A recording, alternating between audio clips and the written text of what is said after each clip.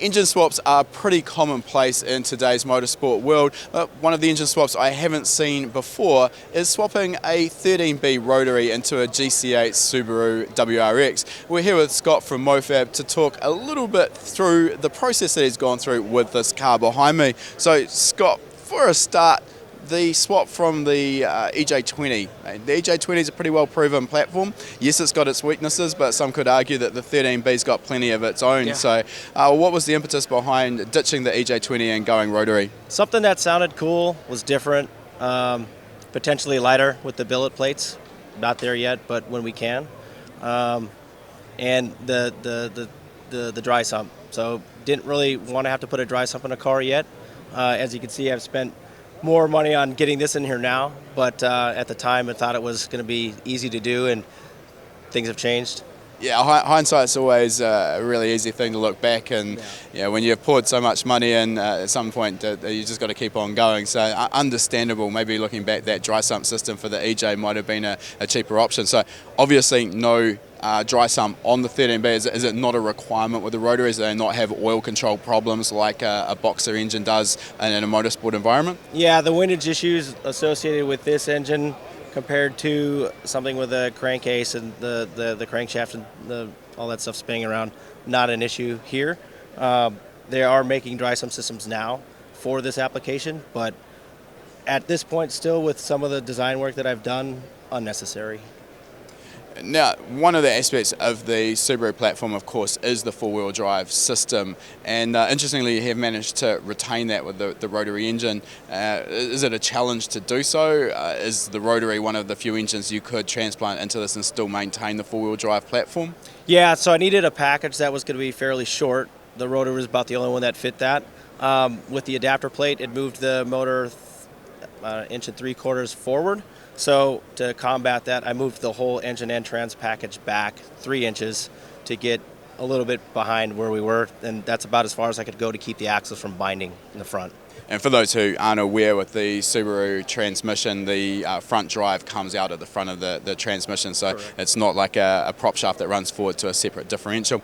Now, in terms of the transmission as well, this is something that the early GC8 5-speed gearboxes were renowned for being made out of glass. They break pretty easily. So what have you actually done there in terms of gearbox strength? Unfortunately, right now, at 0. It's still a stock 04 STI 6-speed. We got plans to put a trans cooler in it.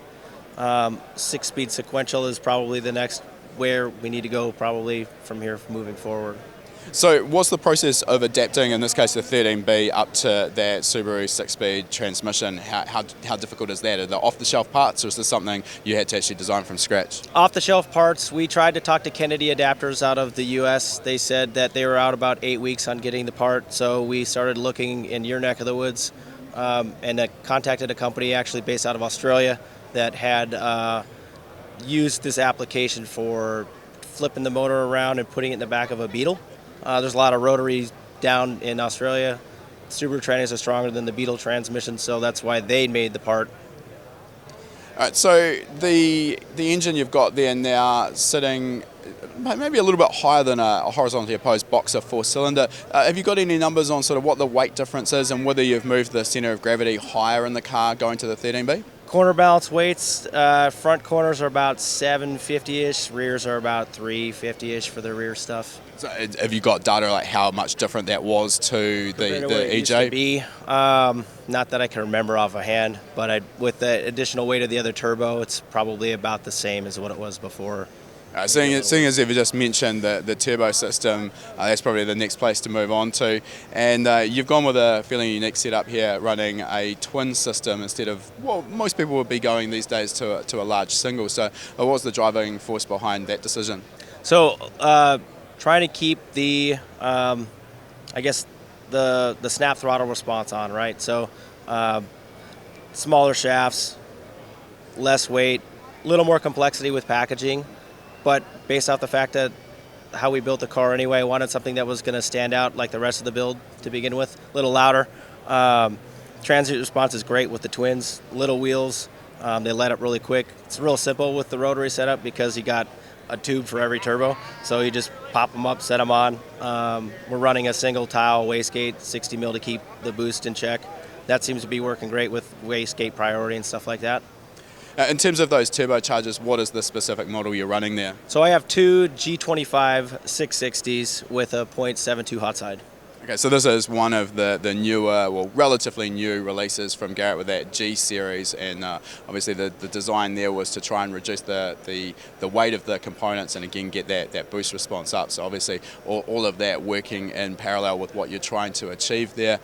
Now at the moment you are running, from what I understand, a stock engine, is that correct? That's correct, yep, stock port as well. So what's that engine producing in the way of power with those two G25s? Currently right now on a bar boost we're making 450. Is that 450 at the wheels? That's at the wheels, yes. What sort of dyno is that on? That's on a dyno jet.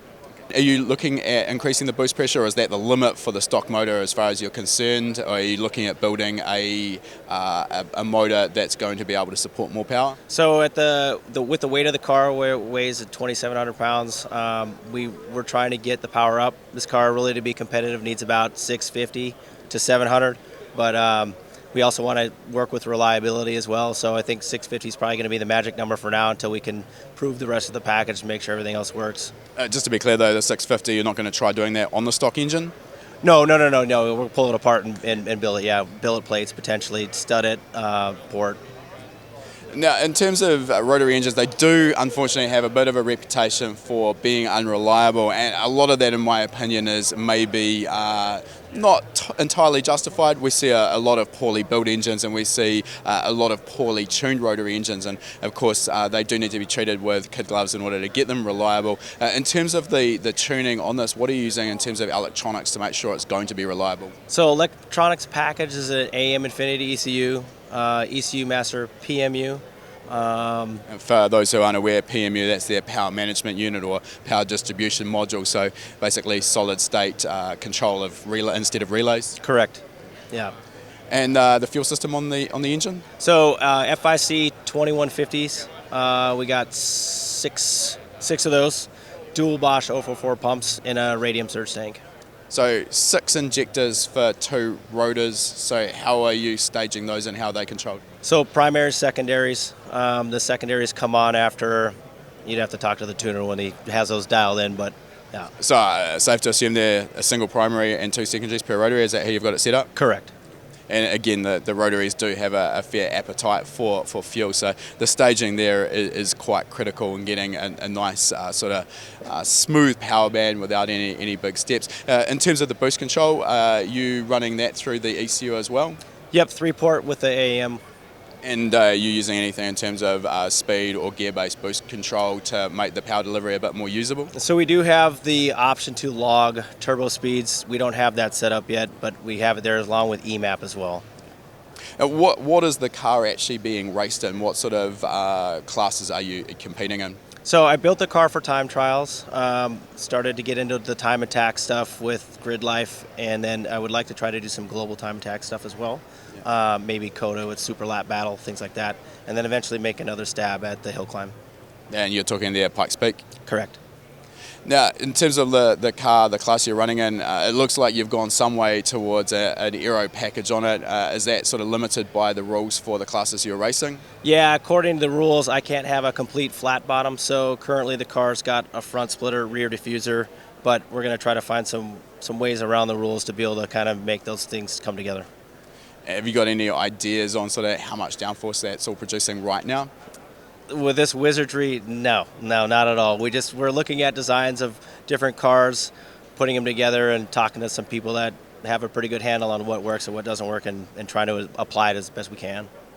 Look, Scott, it is a work of art. Particularly, you look into the engine bay, you can see the attention to detail that has gone into it. It's already an impressive package, even on that stock engine. So, looking forward to seeing what you can get out of it with a built engine that can take a little bit more boost, and seeing what it makes once you get to push those G25-660s to the limit. So, best of luck for next year's racing. Thanks for the chat. Appreciate it. Thank you. If you like that video, make sure you give it a thumbs up, and if you're not already a subscriber, make sure you're subscribed. We release a new video every week.